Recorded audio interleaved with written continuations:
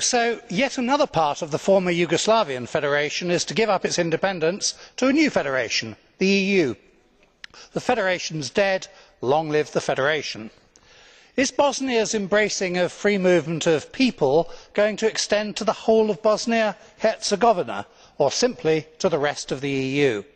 Many Bosnians will regard the EU as an attractive escape route from the fragmented and still dangerous Bosnia-Herzegovina.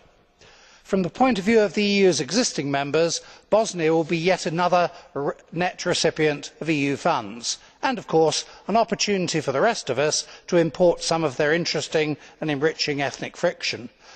Just in case we haven't got enough of that already. Thank you.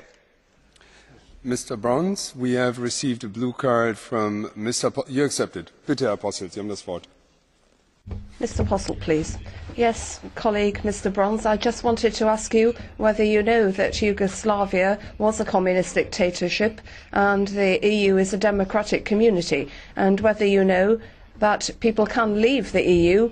We are looking forward to Bosnia-Herzegovina joining us, but when will you take the initiative to ask your country to leave? We'll have to ask whether we don't know whether your population will be in favour or not. Last part first. I've been continuously asking my country to leave, so at least we're in agreement with that, Mr. Posselt.